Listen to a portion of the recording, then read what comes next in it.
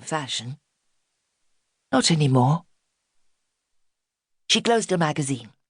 Her thoughts kept straying to her mother, whom she had left behind the previous day in a retirement home on the outskirts of the town. It had taken a great deal of persuasion for her mother to agree to this measure. Indeed, Jane herself had been loath to take such a step.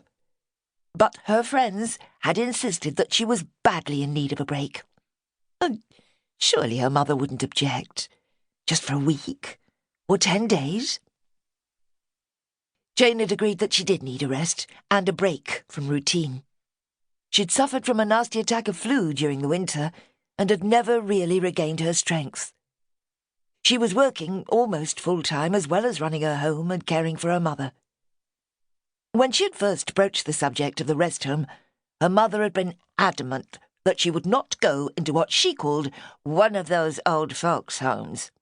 "Not on your life," Alice Rigby had retorted. "I'm not going to one of those places where they sit around like zombies all day staring at the telly.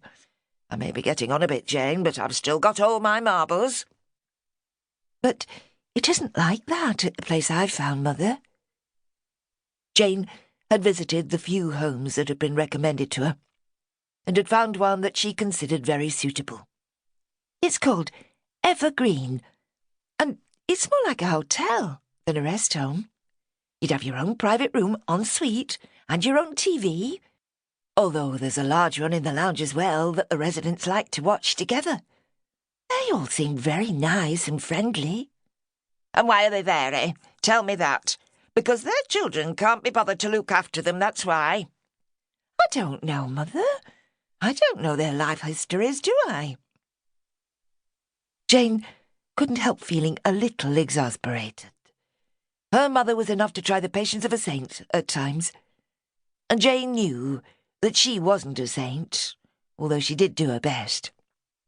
She and her mother had never got along all that well. Even as a child, Jane had felt that her mother was overcritical of her, unwilling to give her too much praise for her achievements. She always felt that Mother would have preferred to have had a son, but her parents had been blessed with just the one child. Jane's father, Joe Rigby, had adored his little girl, and had done his best to ease the tension that often built up between his two womenfolk. When Joe had died, some 8 years ago, Jane had felt as though she had lost a friend and ally, as well as a father. Fortunately, though, she was happily married by that time to Tom Redfern. They'd both been in their early 30s when they married, and they had had no children. They would have liked to have had a family, but no children had come along. Rather than having tests to discover why, they had decided they were very happy as they were, and adoption had never been considered.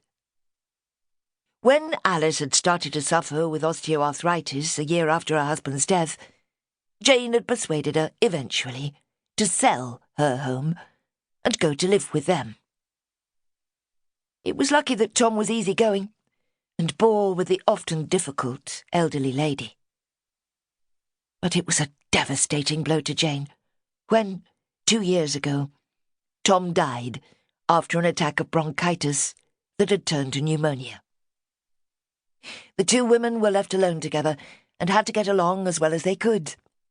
It was far from easy at times, and Jane knew that her mother would benefit from a change of company just as much as she would.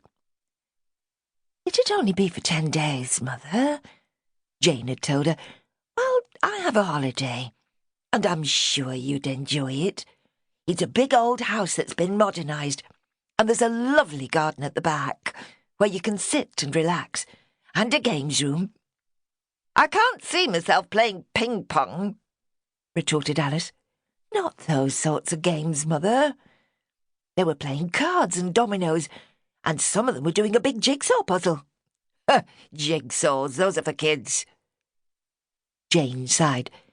"Well, I've done my best. You said yourself that I needed a break, didn't you? And it'd be a nice change for you as well." Alice didn't answer for a moment. Then, "Well, I suppose I might give it a try," she admitted. "And where are you thinking of gadding off to on this holiday?"